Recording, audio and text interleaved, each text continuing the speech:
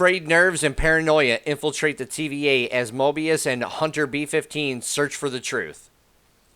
Hello everybody, I'm Steve from VALHARTV, and today I'll be reviewing Loki Episode 4. After last week's episode, Loki comes back with a episode that has twists, turns, and a couple of shocks in it. What a difference from last week, too. Like, from episode 3 to episode 4. Huge difference. Bad episode last week was a misfire. A lot of walking and talking, but then you're jumping from one point to another, even though I know you don't want to show the progression of time. So if they got to walk 2 hours, you're really going to show them walking a full 2 hours, you know? So every show does this, but it was just really kind of awkward the way they did it, I think. But episode 4 begins on Asgard with a very young girl who we find out is Sylvie later on, being snatched up by Renslayer in the TVA. And there is no explanation of why they're taking this little girl from her home. You know, they're just like, this is the variant snatcher, and they go through the whole process like they did with Loki. And, we really get more of Sylvie's backstory in this, I should say. And it really paints the TVA as the bad guys, which, I mean, isn't a shock, because even from the very first episode, you could kind of tell there was something off about the TVA. You could really tell that there was something wrong with them. So we're finally starting to see a little more of that. And there's only 2 episodes left, so I'm not really sure if they're going to get to it or not this season. But I believe this season has been renewed for a second season, and it's the only Marvel series right now to do that. So as the episode progresses, we see that the truth is basically like chaos at the TVA, and lies are normal. You know, they're like peace. You know, so you've got chaos and then you've got order. So lies are like order to them. And Loki points this out to Mobius a couple of times as well. He's like, the lies you tell yourself, are what's holding everybody back in here. I think, or I can't remember the exact line, but he basically says that, you keep telling yourself these lies, but it's not the truth, because eventually he does tell Mobius what's the TVA is all about and what everybody there, kind of what they are and stuff. So it really, really kind of gets Mobius asking Renslayer like questions, and we see that B52, B15 is really on that same wavelength. She's questioning things because Sylvie enchanted her. And we found out last episode that enchanting is taking memories that somebody already has. And they're not supposed to have memories like people in TVA, because the Timekeepers created them. And we see that that's a complete lie. So Mobius, even around this, before he really starts talking to Loki, he puts Loki into a time loop cell to punish him, to break him down more. And we see he gets beat up like multiple times by Sif.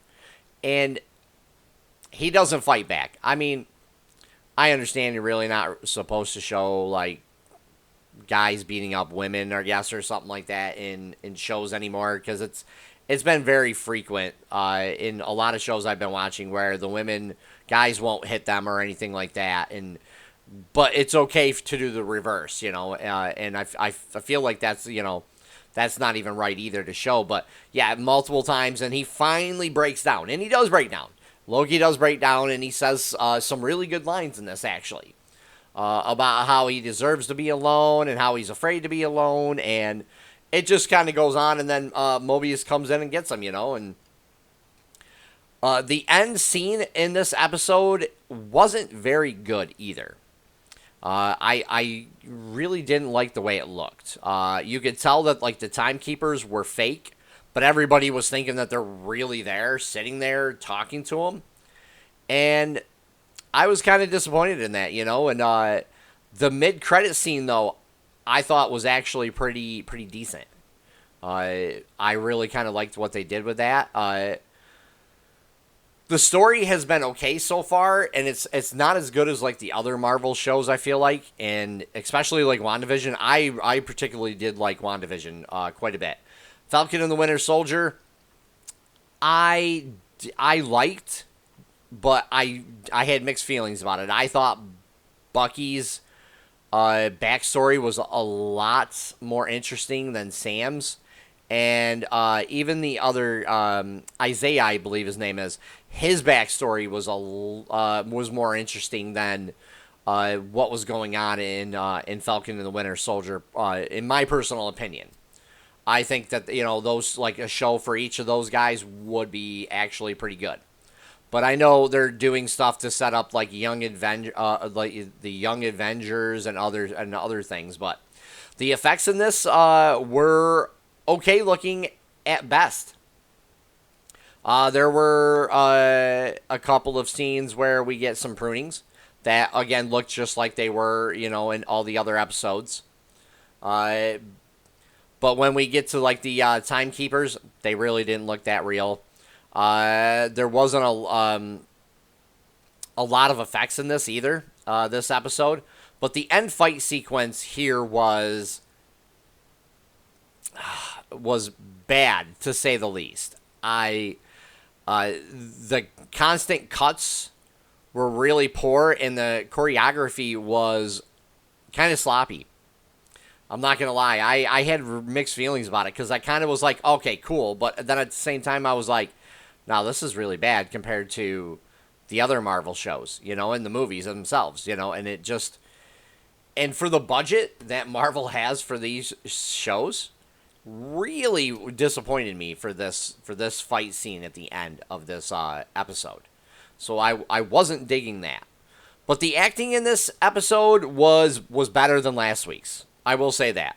I actually liked Mobius talking to Renslayer at this one point about going back to the place he was originally from, and riding like a jet ski and stuff like that, before the TVA. And I was like, what? I was like, that's absolutely awesome, and I loved it. I loved that part.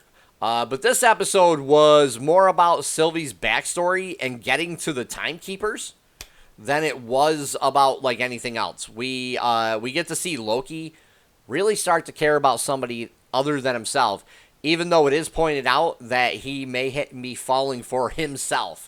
And I thought that was actually kind of great when Mobius points that out to him. We do learn a few things about in this episode about the TVA and the timekeepers themselves that I thought was kind of neat. But again, when you're doing time travel stuff, there are holes in the plots, in every single show. But other than that, this was a vast improvement over last week's episode, in my opinion. It still wasn't a great episode, so I would give this a 7 out of 10. And we'll see what happens the next episode when Sylvie and Renslayer have a little chit chat. And hopefully we'll see more of what's going on outside of the TVA too. So if you guys like what I do, please hit the like button and also subscribe. Take care for now, everybody.